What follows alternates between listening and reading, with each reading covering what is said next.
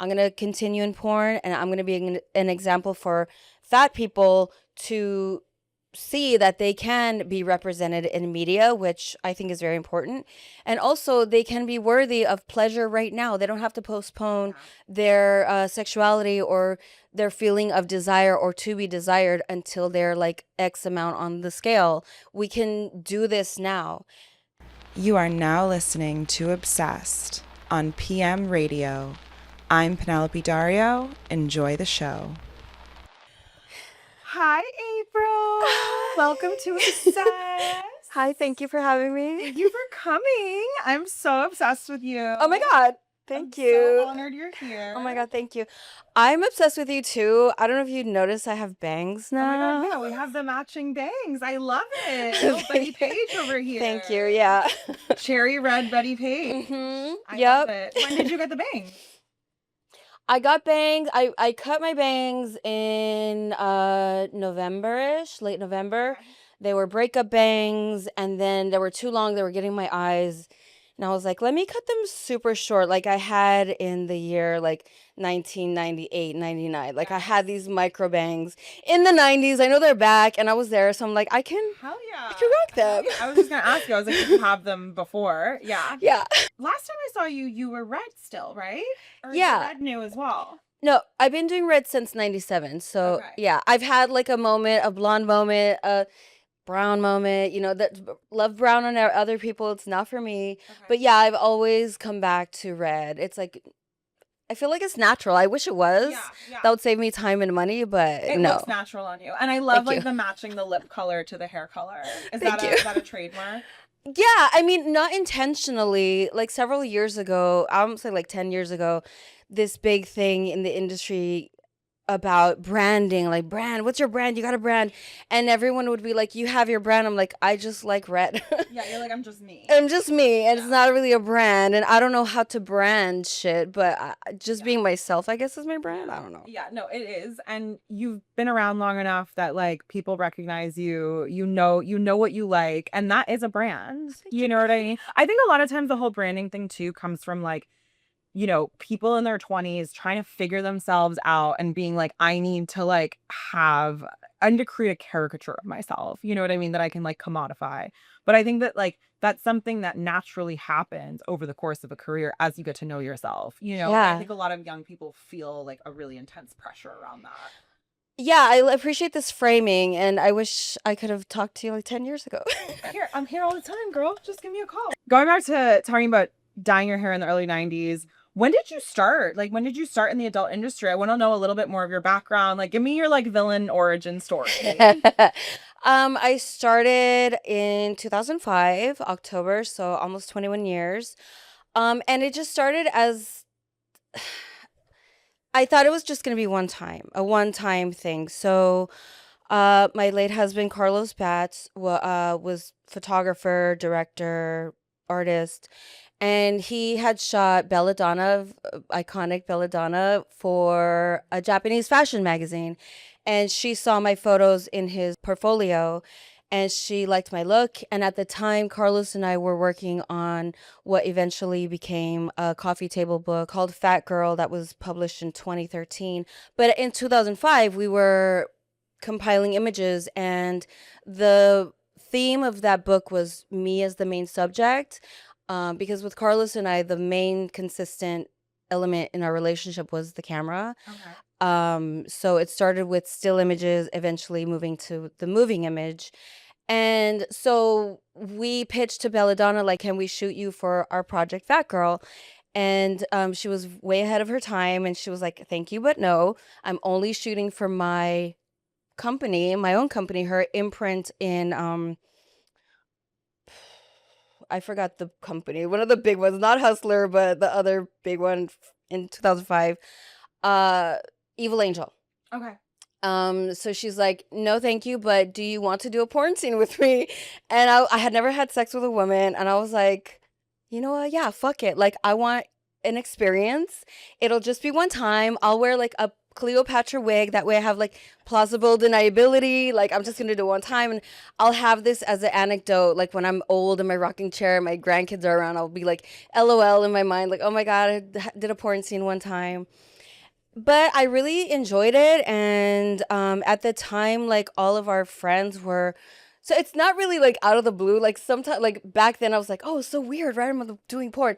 But looking back with a 20-year lens, like yeah, all of my peers, my friends were porn performers, artists, directors, photographers.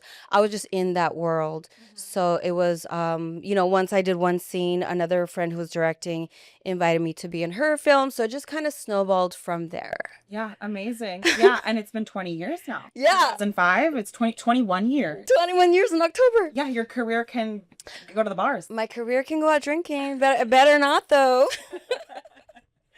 Yeah, no, I mean, clearly you don't go out drinking very much because your skin looks incredible. Oh my God, thank you. I quit drinking, like I was an alcoholic for a minute, especially after Carlos passed away. I had like 3 years of just partying, blacking out, like hooking out, just being very reckless because I was in deep grief and I was kind of like, fuck it, I don't care. I don't care. Yeah. Let something happen to me. Yeah, I think that when death touches our life in that way, I think that it does really kind of skew our perception of our own mortality. And there's a part of us that, like, I don't know if it wants to go and be with that person or if it's just like, you love them so much. You're like, I don't even know what life is without them. Like, yeah, like maybe I should just, whatever. But I'm so glad that you're still here with us. Thank you. And that you found the other side of it. Did you have a community to lean on in the industry that helped support you in that time?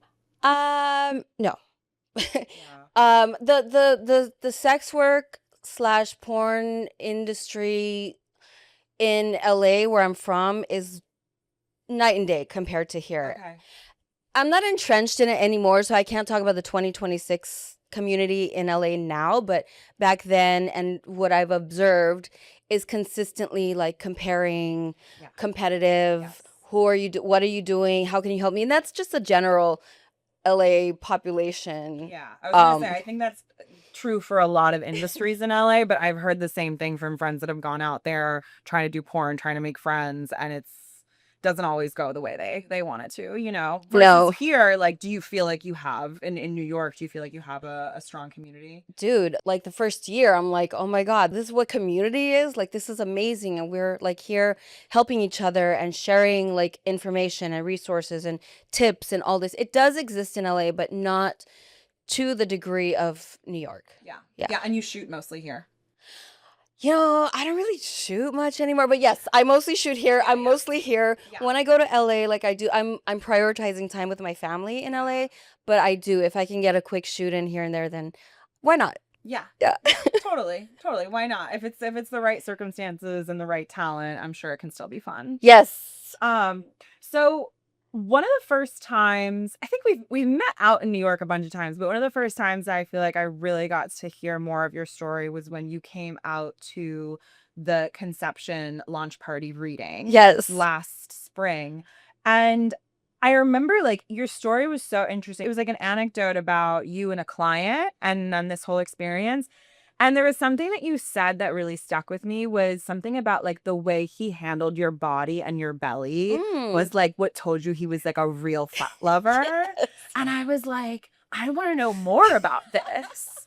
So like what is the difference? Like, do you feel like most of your clients and the people that you've engaged with and your fans, like is there a difference between the people who are so quote unquote real fat lovers and not real? Like what does that mean to you? Yeah. I'm glad that stuck with you. So I think there's varying degrees, and like we were talking about earlier, off camera, like people like different things. I think fat lovers like different things, but a barometer for me is how do they interact with my belly, because I feel like the stomach is still, like arms and stomach are still the parts of the bodies that are not really like socially acceptable to have big titties, yes, fat ass, thighs, yes, yeah, whatever, yeah. Stomach though, like no, it should be flat. So if a person is like squishing it and like touching it and not afraid to do that, I'm like, okay, fat lover. Okay. And how does that make you feel? Like when you're engaging with someone who you know is just like really into it versus someone who's like a little dodgy. Yeah, like I mean, with some people, they don't touch my stomach at all. I'm like, Yeah. okay, it's fine. Like a lot of my work does involve being objectified, and it's okay. Like if they engage with my belly, cute. If not, also fine. Like I'm not so attached to my belly, tits, anything to be like, oh, you're ignoring that. Like, Yeah, it's also not like if in a professional sex work setting, it's also not necessarily about what your preferences are. You know, as that. long as they're Yes. respecting your boundaries, Yes. it's kind of like, all right, like would you know, it's choose your own adventure. Yes. Right? If it includes the belly, great. If not, I mean, whatever. Like they're missing out, clearly. Yeah. And do you feel like you ever had someone that you like that maybe it was like their first experience? Because I think a lot of times too, people are ashamed of their own desire because of popular culture, you know what I mean? Mhm. And I feel like sometimes like someone might be into something really specific that maybe isn't like celebrated in our culture the way it should be or accepted or whatever. And it takes them time to like get the courage to engage with it. And do you feel like you've ever helped someone sort of get out of their shell and own their sexuality? Oh, yeah. Not specifically around liking a bigger body, but all of the other Yeah.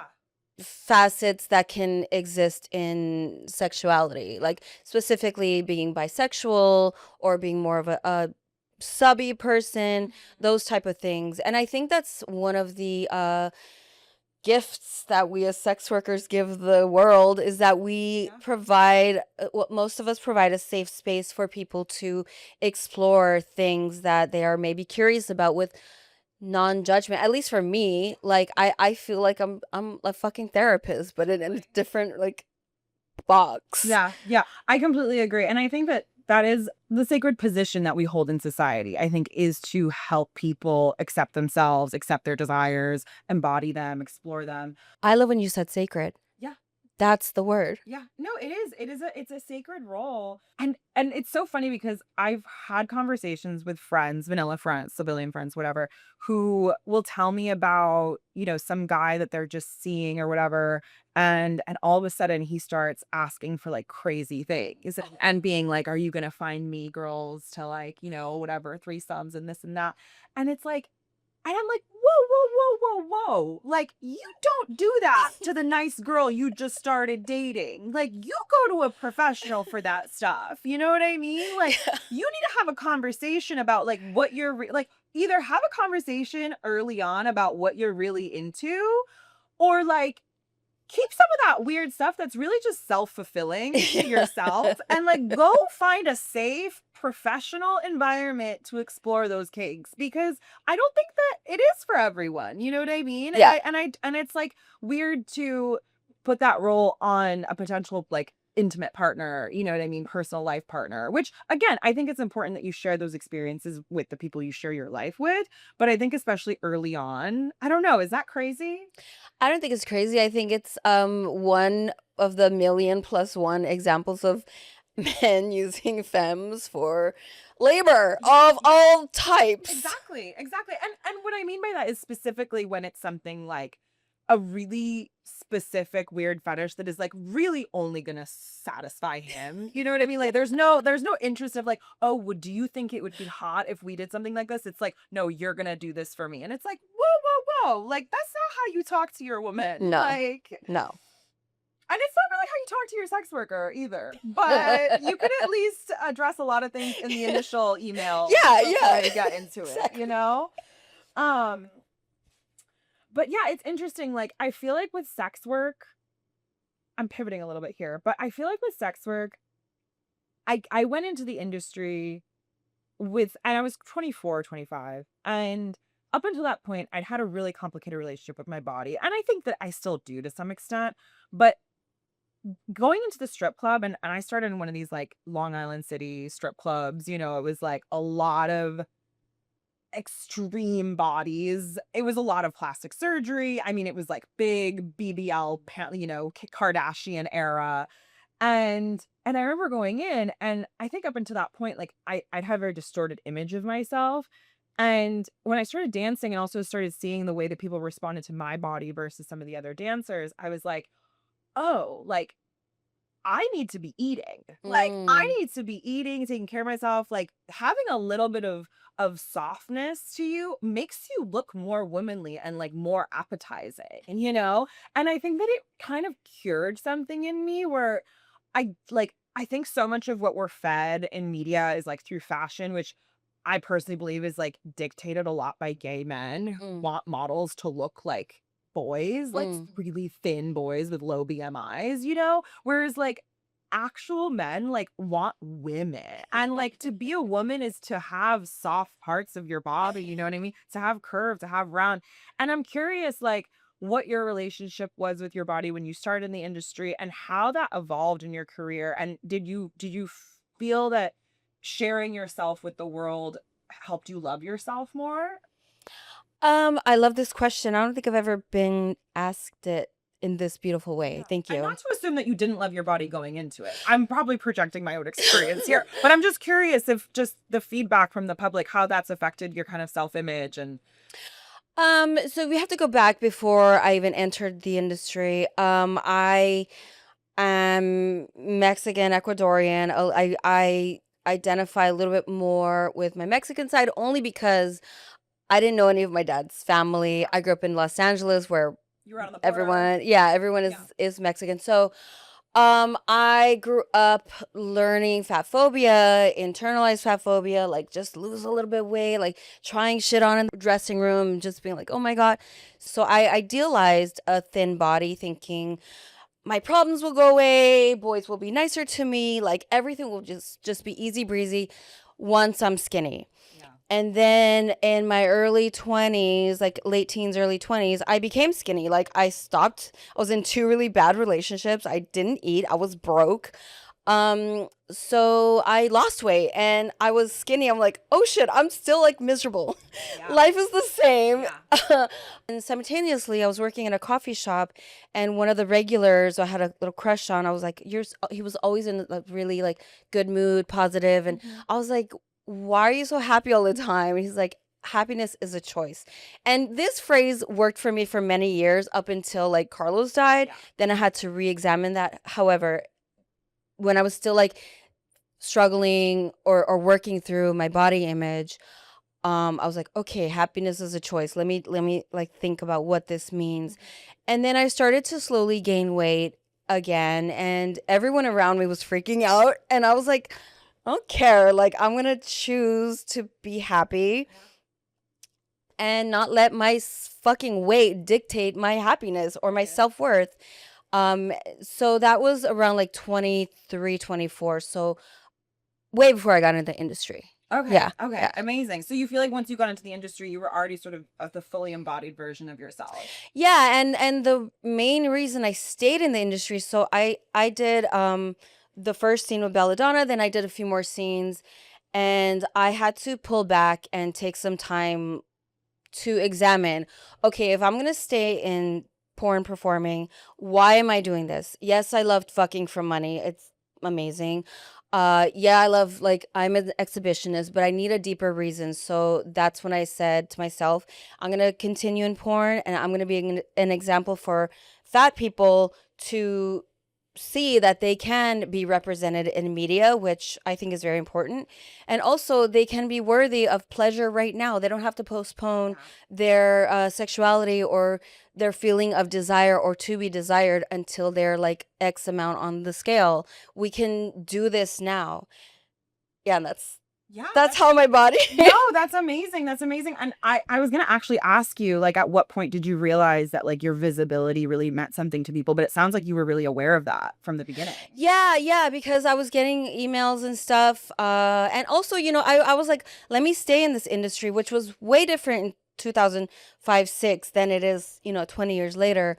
But I was like, let me be an example of like a fuck you to someone who's like fat phobic and disgusted by a fat body, enjoying sexuality. Like, let me embody this to Yeah. fuck with that person. Yeah, totally, totally. No, I mean, I love it. I love it. And I think that you have just been such an incredible role model throughout your career. Thank you. So you do feel like you were always sort of, you set out to challenge beauty standards. You weren't just like, I'm just going to be myself, whatever. You were like, no, I'm going to be myself, and that's going to be revolutionary. Yeah, I was like, I need a reason. What is my reason to inspire fat people? Yeah. Yeah. Do you have any like anecdotes of like any compliments or anything that fans have said to you that have really moved you over the years? Yeah, one in particular. I have a really rocky relationship with my biological sister. Like, we're currently estranged for almost 9 years. Which is hard, but it's always been tense. Yeah. And when fans would write into me saying, like, one in particular, because Bizarre magazine, it was like this very UK based, but it had like bizarre shit in there. But they did several features on me, and one fan was like, "Hey, like, I keep your issue of Bizarre under my bed because like I don't have a big sister, but like I read your article when I need like a big sister moment." I'm like, "Wow, my bio sister hates me." Yeah.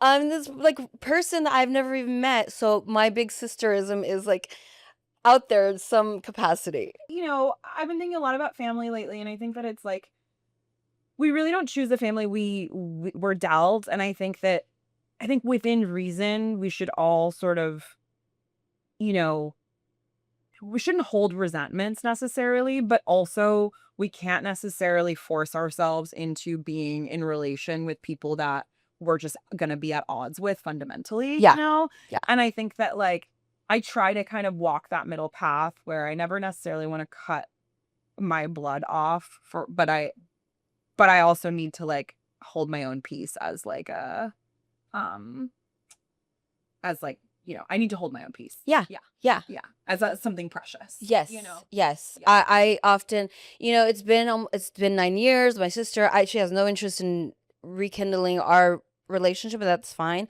But when I do think about it, I'm like, okay, this relationship, I feel like we've had past life shit. Yeah. So I'm like, this relationship in this lifetime is better that we're not.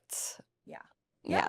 And honestly, like everything's karmic. I believe everything's karmic. And I think that sometimes people are in our lives so that we can learn to let them go. You know? Yeah. I mean, I think that, God, families and being a sex worker, I feel like is such a loaded topic. And we don't have to get too deep into it because I know it's sensitive for everyone, but do you still feel close to certain members of your family, or do you feel like you have a strong chosen family? Oh, more great questions. Thank you. Okay, so yes, I feel close to certain parts of my family, certain parts not really. Like, my mom recently went to a family birthday party, and I was like, "So, did anyone ask about me?" No, no one asked about me. Like, I moved away, and I'm like, exactly. I'm like, okay, tell me you're a hater without telling me you're a hater. But yeah, my chosen family is super strong, and I do have some cousins that I'm really strong with, and my mom is super super cool. She's like one of my besties. I tell her everything. She knows all about all you guys. She knows everything that's going on. So yeah, she's so fucking badass. Like, she's 71. She's continually evolving. She knows pretty much everything I do. Yeah, so for me, like, my mom is everything. I'm super happy to hear that. Yeah. And do you feel like you've had, I don't know, I also think this can totally be off the record, but do you have kids? No kids. No kids. No. But do you feel like you have like industry kids? Like, have you like mentored young sex workers or? No, all of my maternal shit just goes back to me. Oh, slay. I love that.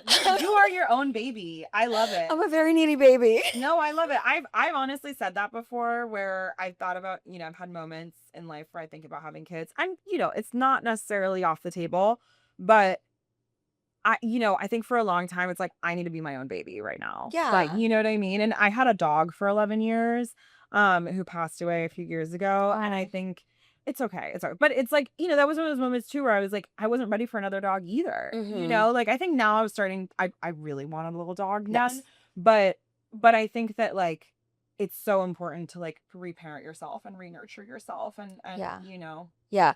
It's interesting too because my mom is learning a lot from me, and also Instagram. Her her algorithm is very tailored to this stuff, so she's learning boundaries, and she's learning so much, and I can't hold her accountable for the shit she did to me when she was what, 24, 25, like when she was so young.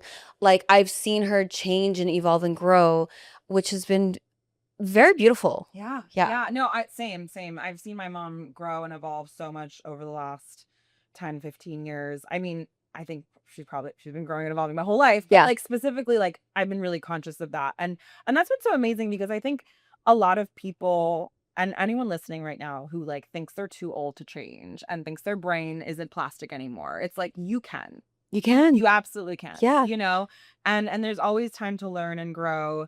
And I think that's such a beautiful thing too, when you can have an open relationship with your kids and you can share, you know, your own experience, and that can also inform them. You know, I talk a lot to my mom about how we're so much closer than she was with her mom. Do you have that? Yes. So I'm also Latina. Like, so Okay. my mom's Colombian, and she tells me how like she would have never imagined having the type of relationship that we have with her mom. Yeah. Because my grandmother's very Catholic. She's very conservative, very austere, you know, and very loving and kind, wonderful woman, you know, with so many incredible qualities. But you know, I see her almost like the Queen of England. Like she like had like 100 kids, and it was like a small country she had to govern. And so I can imagine it would have been hard to have really intimate relationships with each of her children. And probably because there was just two of us in my household, like me and my mom just got so much closer, and she grew up like in the 70s. So she was a lot more like, you know, her mind was a lot more open. She wasn't as religious, but I'm curious, like, I'm assuming your grandmother probably wasn't that different, you know, in terms of, you know, Mexican, Ecuadorian, like Catholic. Yeah, my grandma. I'm only realizing this right now. Sorry to touch your knee. So she was so grouchy. That's all I remember is her just being a grouch. Like Yeah. my most standout memory of her is her being really mean to me. But you know, now that I'm going through like perimenopause and stuff, I'm like, wow, she probably was not supported Totally. as she went through all these stages of life. So yeah, she was a grouchy older lady.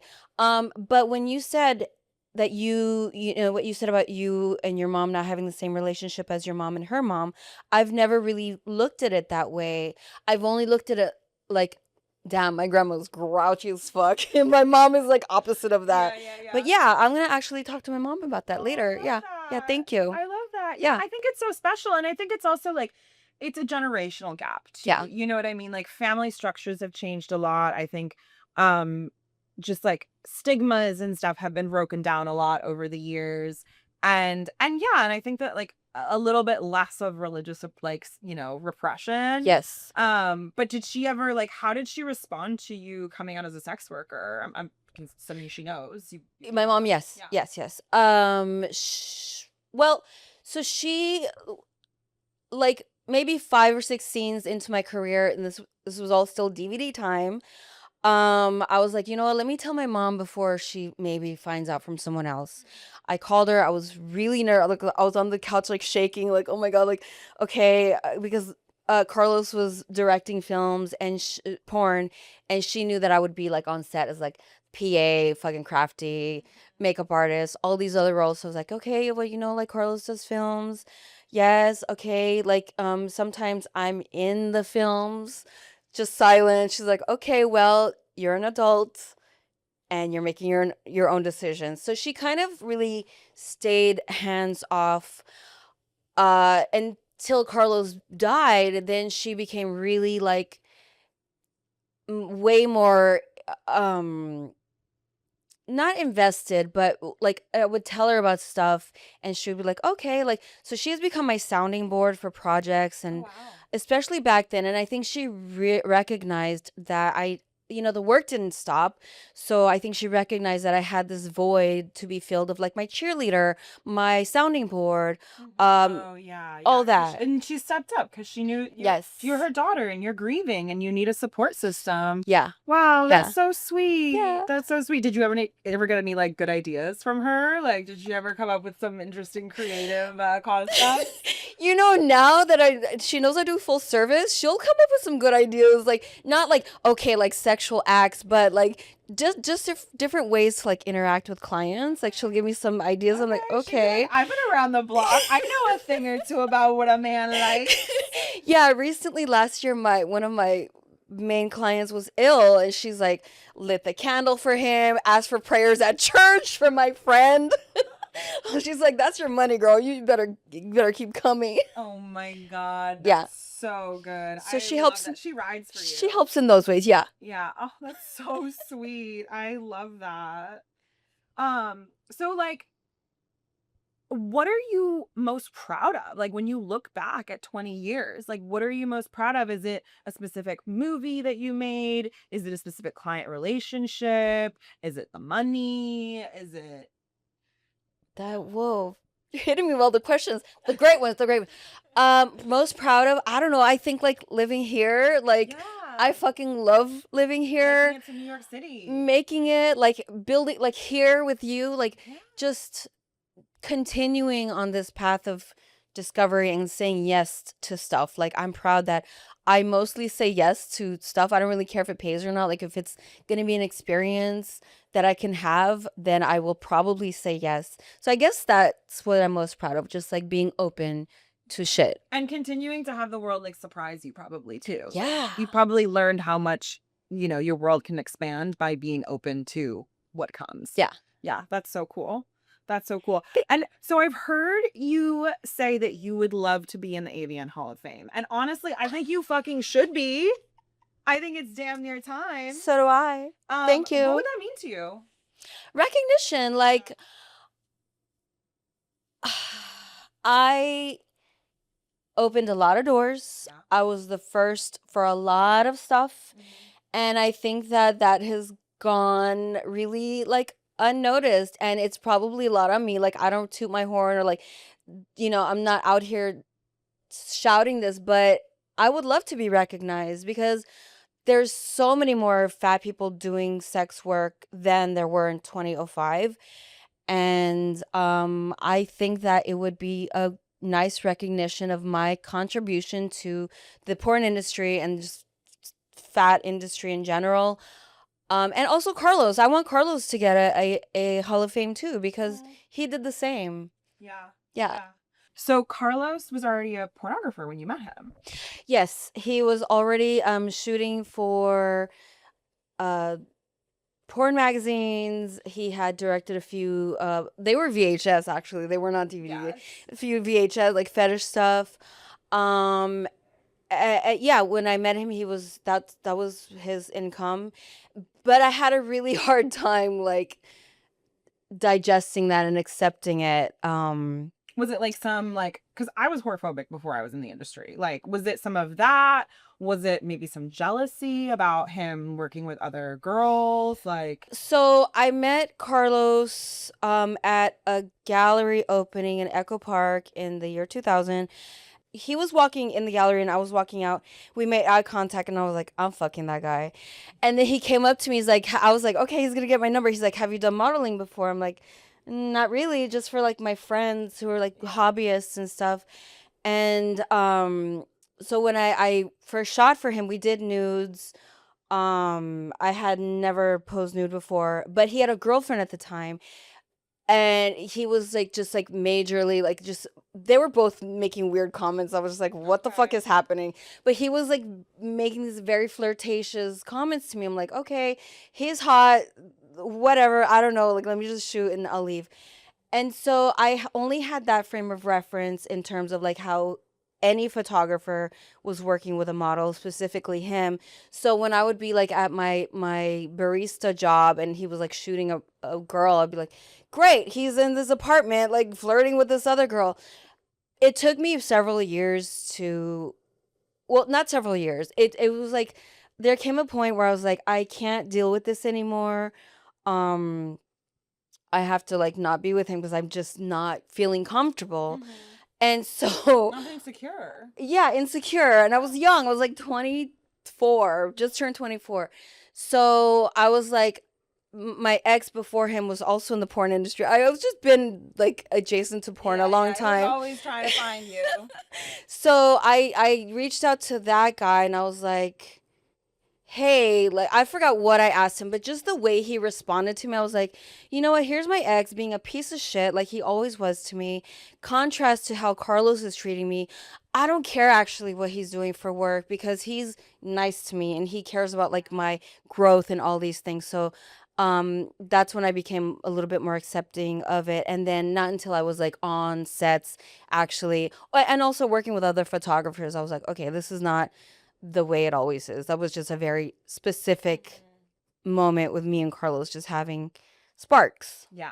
Yeah, totally, totally. And so do you feel you said earlier that like the camera was like a consistent part of your relationship. Do you feel like it was almost like a throuple between you, him, and the camera? Yeah, another thing. Yeah, you're blowing my mind today. But yeah, it was consistent. So even if we were like having friction, like once the camera was going, okay, not fighting, we're just in the zone, we're knocking this shit out. Yeah, That's amazing. And he would perform with you or always behind the camera? always behind. Okay. Yeah. I mean, there is like maybe one scene that lives out there with him. Yeah.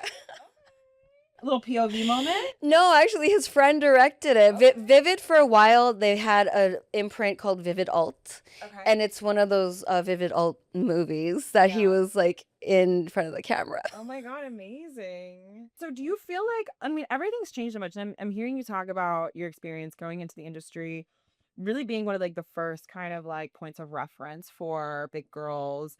And I'm curious, like, do you feel like you guys were kind of like relegated to like you said, like Bizarre magazine, like kind of, and do you think that it's gotten more inclusive, or do you think that the industry has just gotten better at like marketing that they're more inclusive?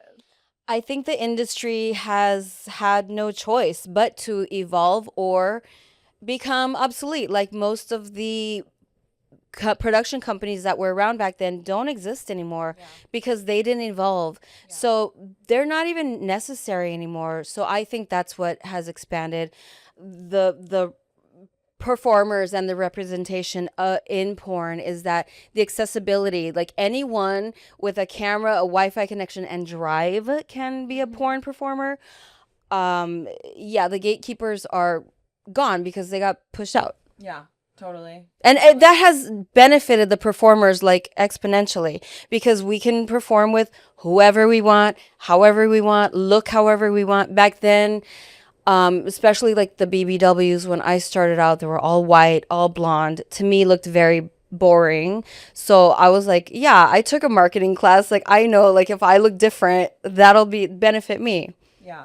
Yeah, but I don't think we got relegated to certain specific niches. But maybe we did. I don't know. Well, I don't know. You mentioned something about like the alt girls, and I feel like there's always like in porn, there's like the very classic sort of like girl next door. There's like the MILF. There's different things, and then I feel like being tattooed is much more common now. Yeah. But like there's like the idea of it being a more of a sexual niche than it being sort of accepted mainstream. Yeah. It never feels good to feel like you're sort of like put in a box. Yeah, Separate from the gen pop. that's true. And back then, we didn't have the tools that exist now, so we had to chase down budgets from companies to like hire people to make this thing to be sold. Right now is a great time for performers because we don't need that.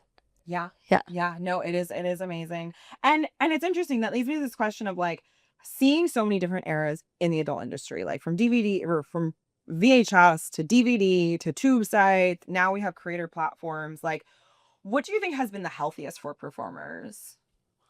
Yeah, great questions. The healthiest for performers is now because you can like. I'm lazy. I'm not lazy. I just have worked my ass off for a long time. You've like earned your rest. Thank You're you. not lazy. You I'm have resting. earned Thank your rest. You have earned your ease. Thank you. Yeah, but I appreciate that.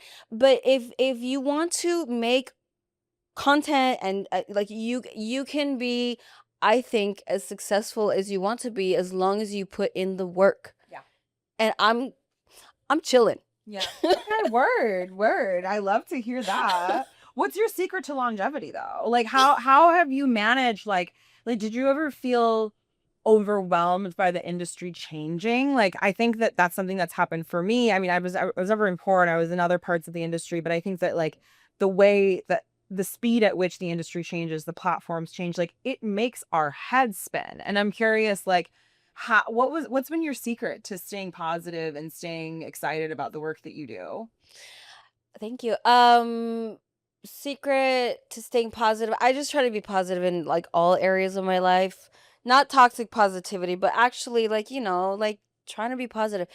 Um And like the secret to just like enjoying the career that you've had and like staying in the business. I don't know. I think because I love it. I did enter very, very privileged. I entered with my husband as my manager, PR, everything. Someone who really cares about me is protecting me. I know that a lot of people don't have that privilege. So I entered already very in a nice space, and I'm very good at networking. I think that's a big part of like any success in any industry. You have to network. And like building community, even though I did complain about LA community, like it does exist, just Yeah, not as yeah. good as here. Yeah, well, New York's the best city in the world. Yeah. And how is your like person? You talked about starting the industry with your husband. Like, how have you kind of balanced like your performance of intimacy and sexuality and your personal intimacy? Like, has your relationship to like intimate partnership changed throughout your career? This is something that I ask myself almost every day. Like, how does, especially now that I'm a single person, like how, like, am I scapegoating my career for like why it's my dating life sucks right now? I think that dating is hard in general, like especially like in this year, for everybody.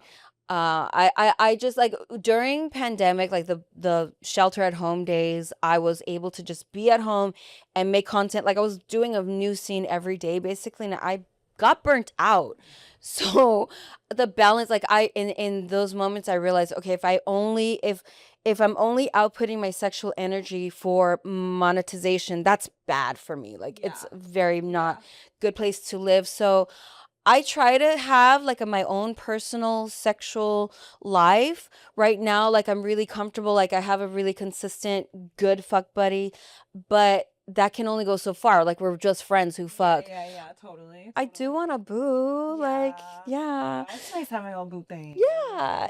It's complicated. It's challenging. Yeah, but relationships are hard. It's hard They're work. And hard. sometimes it's nice to just have a little friend, a little jump off, Yeah. moment. And then you seem like someone who probably really enjoys their alone time and like your self-care days and your mothering of yourself. So I can imagine you don't get too lonely. No, yeah, I do have fun. But the performative intimacy is something where when I'm like not working and I'm being sexual with someone, I do sometimes catch myself slipping into performative realms. So that too has been interesting for me to explore.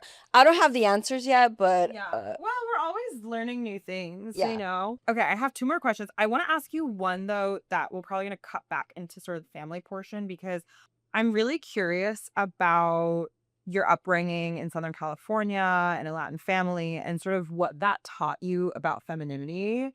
I think Ooh. that Latin households treat women and raise girls in a very specific way, and I'm just curious like what your experience with that was and what you've sort of held on to and what you've had to unlearn over the years. So, no sex till marriage, right? Like, stay a virgin. And the definition of sex is the P and V, right? Dick in vagina. That, don't be difficult, fucking people please, like, be good.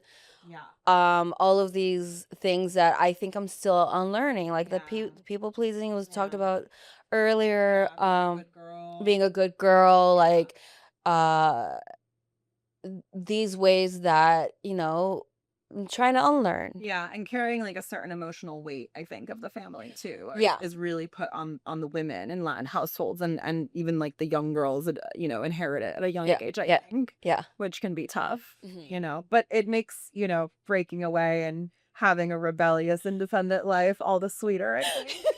Yeah, like someone the other day was telling me that they go against authority or something. I'm like, what does that mean?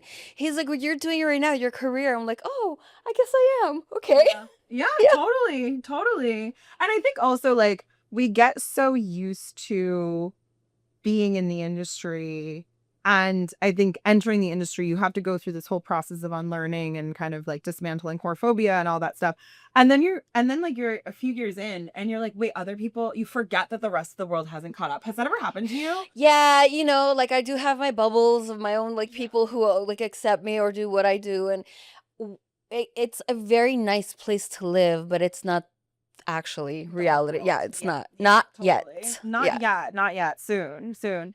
And speaking of that, like, what do you think you've experienced and in your time in the industry and experienced how the industry's changed? Like, what are some things that you really hope that young, like the next generation of sex workers never has to experience?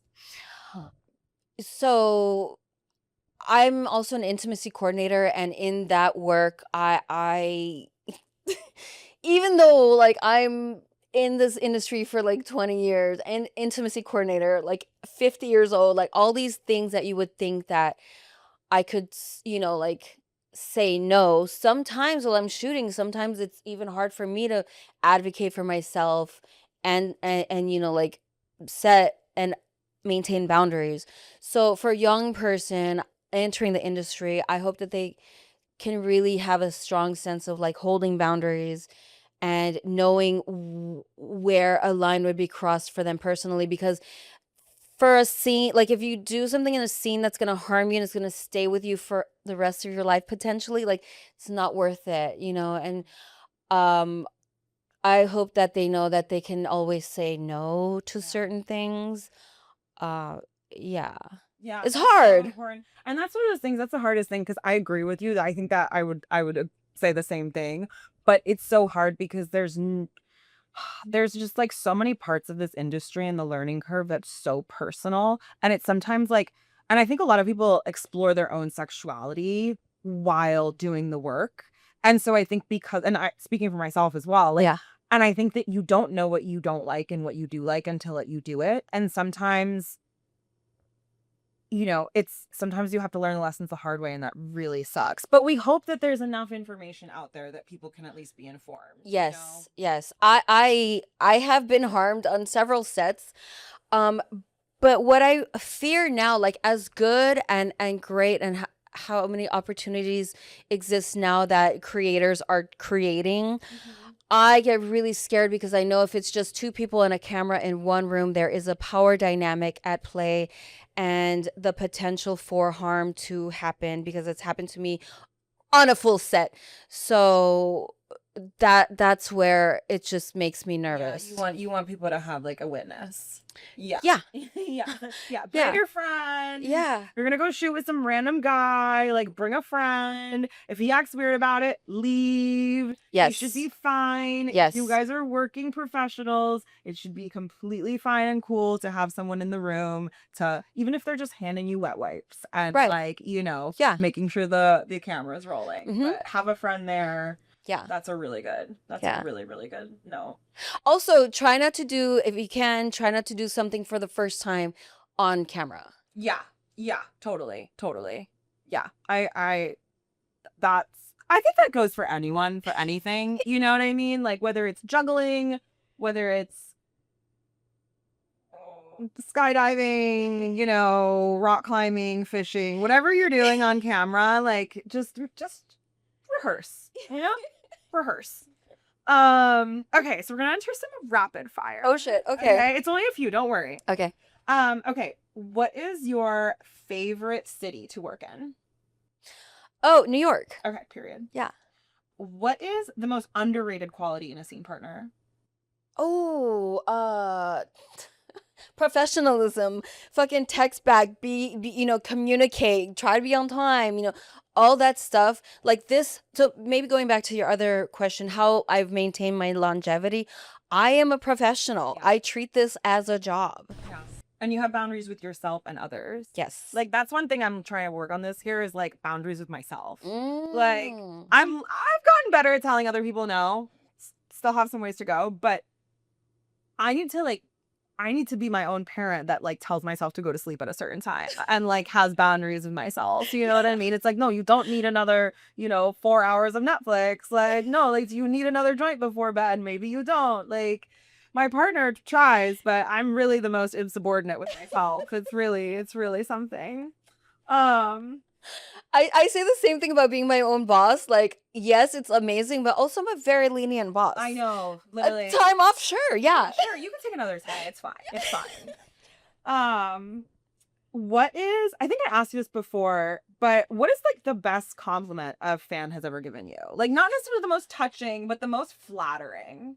I think when they tell me that, like touching on what we spoke about before, like when they tell me that just seeing my work or interacting with me has impacted how they see themselves and their sexuality. Yeah. Yeah. Yeah. But like has there ever been anything like just like funny, like a quick one-liner and you're just like, oh, I didn't know I needed to hear that. Yes, a gay man told me he learned how to give head from me. Okay, period. Yeah. Period. I love giving That's head, good. by the way. Yeah, thank you. I love it. You won the the dick sucking competition at the Dirty Magazine party, right? It was uncontested, but yes, I won. Or was it a tie? No. I won. Well, no, there was gonna be someone after me, but they bowed out they were like, after. "I'm Yeah, done." yeah. Because weren't you and Swiss Miss going end to end on the cucumber at one point or something? Swiss was like, she was one of the judges. She's like, if you want to like involve me in your act, do it. And I was like, Okay. sure, yes. For some reason in my head, I thought you guys tied, but no, that makes a lot more sense. That Swiss was just like, use me, like I want to be a part of this. Yeah, I was tableau. like, okay, she's right there. Let me crawl over to her and give her this cucumber. That was a very girthy cucumber, by the way. Yeah. Oh, I'm sure. I'm sure they weren't gonna make it easy for you guys. They're like, we want to know the best of the best. I love that. What's your favorite like comfort food after a shoot? Burger, Okay. fries, soda. Medium Well rare? done. I Okay. remember basic, well Okay, done. No yeah. tomato, no onion, fucking Soy? French fries, Coke. Yeah. Yeah. Like a good crispy fry. Yes. What's the best burger in the city? Here? Mm-hmm. I don't know. Let me get back to you on that. Okay. There's several different good burgers. There's no In-N-Out here, so Yeah, I can't yeah. default to that. But Totally. yeah, like any smashed burger. Smash burger. Yeah. Totally. What TV show are you binging right now? I do comfort shows. Like I'm so like let me just not think. Totally. Schitt's Creek. I'm like binging love again. Schitt's It's so Creek. cute. R.I.P. Catherine O'Hara. Sex and City. I always have like in some type of Yeah. rotation ghosts, like the British and the American ghosts. What is that? It's really cute. They're really cute shows about like haunted mansions, but there's like ghosts living there. And No, you don't understand. I'm obsessed with these shows. I'm obsessed. I can't watch enough ghost shows. oh yeah, it's very cute. I Really love that. easy watching. And Yeah. they're like expelling the ghosts from the house. and, No, like- the ghosts are like these characters that like interfere and just have their own little like hijinks happening. It's cute. It's easy watching. Okay, Like cute. I just need some TV to unplug. Yeah, something soft, something easy, Yeah, giggly, get- not yeah. take the world too seriously. Yeah. Yeah. I feel you. So what do you have coming up next? What can we expect from April Flores? I don't know. I just kind of go with the flow. I'm like, like loving the work I'm doing now, and these opportunities to write are amazing. Like I eventually do want to write like a memoir. I thought you already Yeah. did, honestly. Yeah, I Oh. wasn't. And when you mentioned the book Fat Girl, I was like, oh, your memoir, clearly, obviously. Yeah, that's a photo book. So yeah, because I live here, I have so many more opportunities. One being that I've been invited to like read at places, so that's forced me to like write. And so now I'm like I want to. You're an amazing writer, by the way. Thank I you. Oh my loved God. I loved the piece that Thank you. you read at the conception. Thank you. launch. Yeah, it was so good. Wow. And a great reader too. Oh my God. Yeah, Well, yeah, really good. You just wait till the 3rd. Oh my God, I can't wait. Yeah, You're I'm gonna gonna be there at the dirty reading? Yeah. Okay, I can't wait. Yeah, I yeah, can't wait. It's gonna be so good. So yeah, just expanding on the shit that I'm saying yes to. Yeah. Hell yeah. And honestly, you know what's next, girl? That motherfucking AVN Hall of Fame. Okay? Thank you. That's Thank what's you. next. Thank you. Thank you so much for coming. Thank you. Thank you for having me. Oh my God, I love Obsessed you with too. you. Same. Even more obsessed. Yes. Thank you, Angel.